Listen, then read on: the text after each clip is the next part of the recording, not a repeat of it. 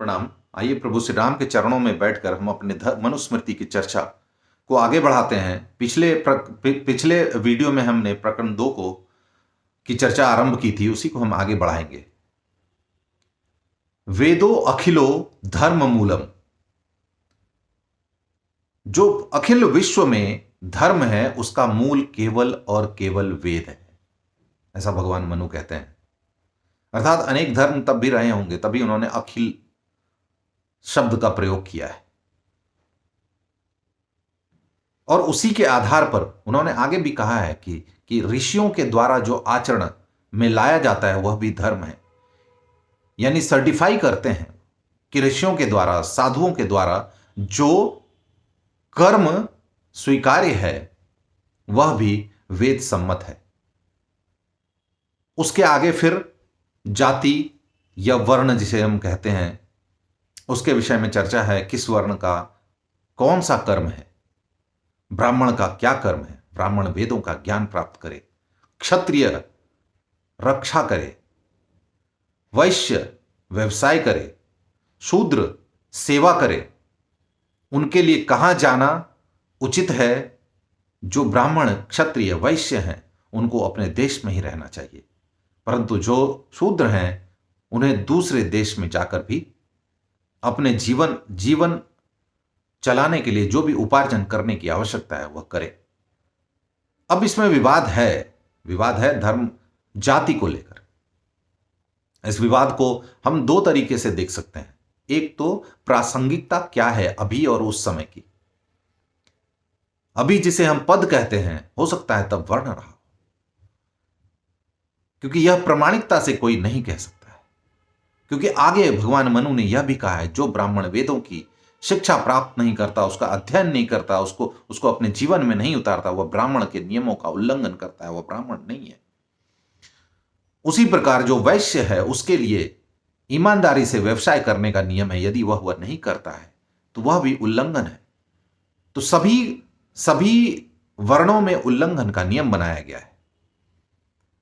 और इसकी भी चर्चा है कि किस प्रकार शूद्र अपने तप और कर्म से, वेदों के ज्ञान से ब्राह्मण की श्रेणी में आ सकता है।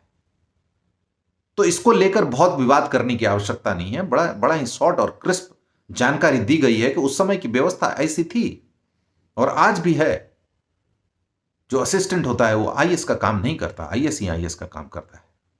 और जो असिस्टेंट है असिस्टेंट का ही काम करता है, मैनेजर का काम करता है, गार्ड का काम करता है। अब यदि हमें गार्ड का पद अपमान सूचक लगता है तो इसको बदलने की आवश्यकता है, फिर तो अभी भी बदला जाना चाहिए। और जाति व्यवस्था तो हम आज भी मानते हैं, कितना भी विरोध करें, किसी भी मंच से विरोध करें, हमें तो गर्व होता है कहने में कि हम दलित हैं, हमारा अपमान हो गया। तो यानी हमने उसको कहीं ना कहीं स्वीकार किया हुआ है। दलित का संतान दलित ही हो रहा है, वो ब्राह्मण होने की कोशिश भी नहीं करता और ब्राह्मण का संतान दलित होने की कोशिश नहीं करता। तो दोनों ही तरफ से समस्या है, समस्या एक तरफ नहीं है। हमने उसको उस तरह से देखना आरंभ कर दिया है और कुछ लोगों की गलतियों को उस जाति के सर पे थोप दिया है। इससे कुछ नहीं हुआ है, समाज में वैमनस्य उत्पन्न हो गया है। इसलिए भगवान मनु के सिद्धांतों को समझने की आवश्यकता है। हो सकता है कुछ ऐसी शिक्षा है जो आज प्रासंगिक ना हो, उसे हम छोड़ सकते हैं, लेकिन जो प्रासंगिक है, जैसे उसके आगे भोजन के नियम बताए गए हैं, किस दिशा में बैठकर भोजन करना चाहिए। आज वैज्ञानिक हमें वैज्ञानिकों का सर्टिफिकेट नहीं चाहिए। धर्म विज्ञान से बहुत आगे है। मैं देखता हूं आजकल अनेक ऐसे विद्वान लोग हैं, ऐसे बहुत सारे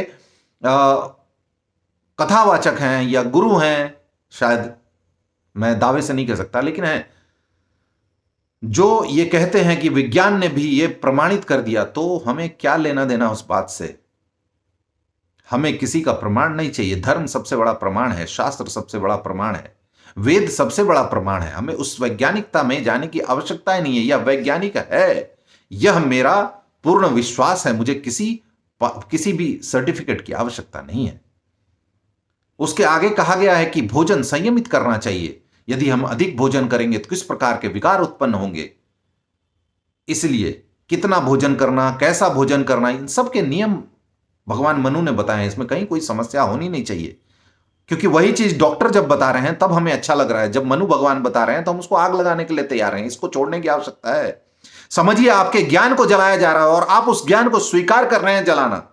यही हमारे अज्ञानता का सबसे बड़ा, अज्ञानता को स्थापित करने का सबसे बड़ा जो आज का उद्योग है वो हो रहा है। क्योंकि आपके ज्ञान के जितने भी संचय हैं उसे जला दिया जाएगा या उसे नष्ट कर दिया जाएगा। आप मौन रहेंगे शायद किसी कारण से, चाहे वो सामाजिक प्रतिष्ठा हो, चाहे सामाजिक एकता हो, ऐसे बहुत सारे अधम नियमों के लिए आप बड़ा ज्ञान नाश होने देंगे और अंततः इसका दुष्परिणाम यह होगा, आने वाली संतति हमारी विधर्मी हो जाएगी। शब्द ज्ञान नहीं, आत्म अनुभूत ज्ञान होना आवश्यक है। उसके आगे 16 संस्कारों की चर्चा की गई है,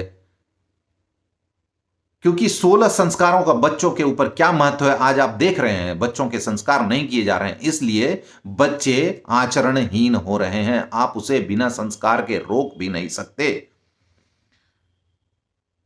इसलिए आगे क्या कर्म है, स्त्रियों के क्या कर्म है, पुरुषों के क्या कर्म है, बच्चों के, इसकी भी चर्चा उन्होंने की है। यज्ञोपवीत के क्या नियम है। यज्ञोपवीत यूं ही नहीं कर दिया जाता था, शिक्षा का आरंभ था वो, और उसमें पूर्ण ब्रह्मचर्य के नियम का पालन था। आप आज देखिए किस तरह से बच्चे जब ब्रह्मचर्य का पालन नहीं करते हैं तो वो अपनी शिक्षा के नियमों से भटक जाते हैं, उनसे उसका ध्यान भटक जाता है। क्या एक बच्चे का 20 विषयों पर ध्यान भटका कर आप उसकी शिक्षा को सुनिश्चित अच्छे से सुनिश्चित कर सकते हैं। नंबर लाने को मैं शिक्षा नहीं कहता, विद्वान होना आवश्यक है। जितना आपके ज्ञान का विस्तार होगा वह ज्ञान है।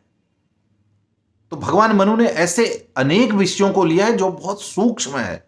कैसे याद करना है, क्या भोजन करना है, कैसे बैठना है, किस समय यज्ञ करना है, किस समय का यज्ञ क्या लाभ देगा, इन सारे विषयों पर उन्होंने आगे चर्चा की है।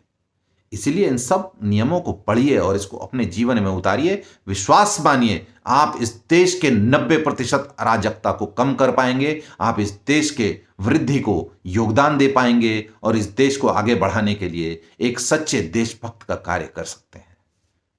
प्रणाम। इसके आगे की चर्चा हम अगले वीडियो में करेंगे।